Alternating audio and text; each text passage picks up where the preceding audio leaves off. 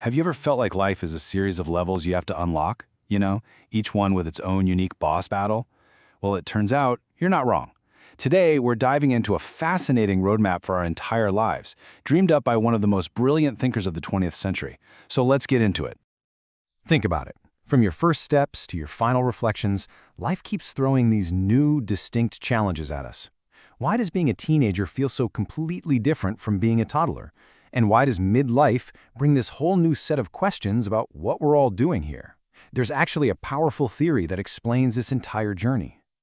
In a nutshell, our lives kind of follow this developmental arc. We start out just trying to learn if we can trust the world around us. Then, we have to figure out who we even are. After that, we try to make our lives count for something. And finally, we hope to look back on it all with a sense of peace. And this isn't just some nice philosophy, it's a psychological blueprint. So who was the architect of this incredible life map? Well, his name was Erik Erikson. He was a German-born psychoanalyst whose own pretty remarkable life gave him this really unique perspective on how we all develop. And honestly, his personal journey was just as complex as the theory he came up with. And his life story tells you so much about the guy. This wasn't just some stuffy academic. He literally fled the Nazis. He went and immersed himself in totally different cultures like the Sioux, and later on he took this huge moral stand, resigning from a top university because he refused to sign a loyalty oath he thought was unjust. This was a man who really understood conflict and identity on a deeply personal level. All right, so let's get into his core theory and see how this all builds into a map for every one of us.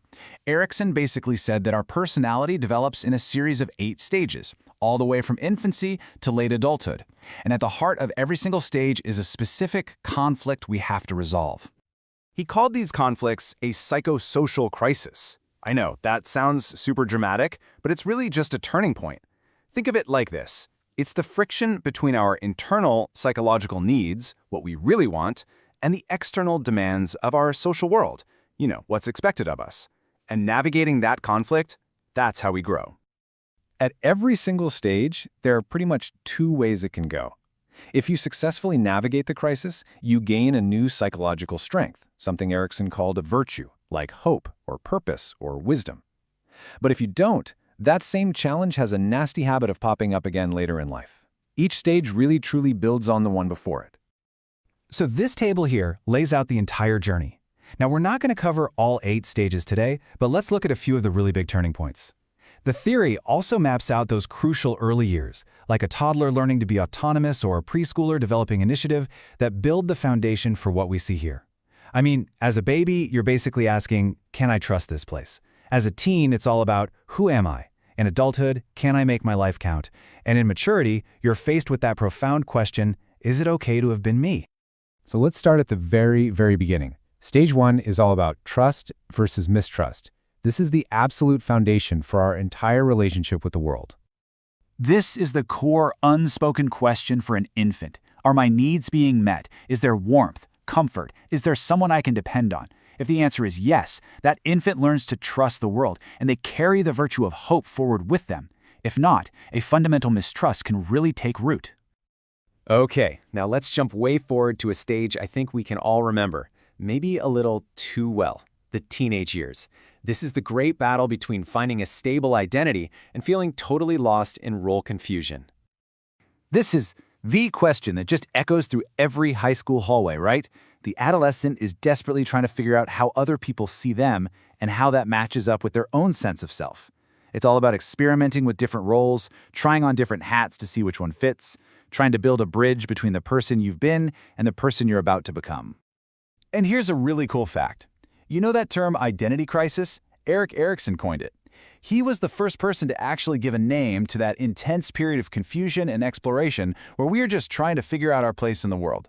The big thing to remember here is that this isn't just teenage angst. It is a vital, necessary developmental task. So, moving into adulthood, we face a whole new kind of challenge. It's not really just about me anymore, but about what I can give back to the world. This is the crisis of generativity versus stagnation. At this point, the central question becomes all about legacy. Generativity is just a fancy word for caring about and guiding the next generation. You can do this by raising a family, sure, but also by mentoring others or contributing something to society through your work. The alternative is stagnation, this feeling of being stuck, self-centered, and unproductive. That sense that your life just doesn't have a bigger purpose. Now, for decades, everyone thought the theory ended right there, with 8 stages. But then, a really poignant update emerged, suggesting that with people living longer and longer, the story wasn't quite finished. And this update came from Erik's wife and collaborator, Joan Erikson. She was writing in her 90s when she realized that very old age presented a new, totally distinct set of challenges that really needed its own stage. And this is where it gets incredibly profound. In this 9th stage, the crises from the earlier stages actually come back, but in reverse. Think about it. The very first challenge in infancy was to learn to trust the world. But in very old age, as the body weakens, elders are often forced to mistrust their own capabilities, which just flips that first crisis right on its head. And the same thing happens with identity. Where the teenager fought for a clear identity against confusion, the elder in the 9th stage might face a new kind of identity confusion, a real uncertainty about their role and their status as they become more dependent. As our populations get older, understanding this challenge is absolutely vital if we want to create a society that offers dignity and a real sense of purpose in our final years. Okay, so we've got this powerful framework, but what do we actually do with it? How does it apply in the real world? Well, it turns out it's an incredibly practical tool for parents, for teachers, and honestly, for understanding ourselves. So if you've got a preschooler, they're in that initiative versus guilt stage. The goal is to nurture their desire to do things. That means creating projects around what they're into, letting them take the lead, praising their good choices, and encouraging them to experiment without being terrified of getting in trouble for making a mess. It's all about fostering the virtue of purpose. For high schoolers who are wrestling with that big identity crisis, the approach is totally different. It's about exposing them to a ton of possible futures and helping them find and develop their unique strengths. It's about giving them the tools to build fidelity, which is really a loyalty to the self they're busy creating, as they try to answer that question, who can I be? When you really boil it all down, Erikson's core message is this: we never, ever stop developing. Life isn't a race that's over after childhood or your teenage years. It is a continuous journey, and every single stage, from the day we're born to our final days, offers a new challenge and a new opportunity to grow. And that brings us to the final question, the one that's just for you.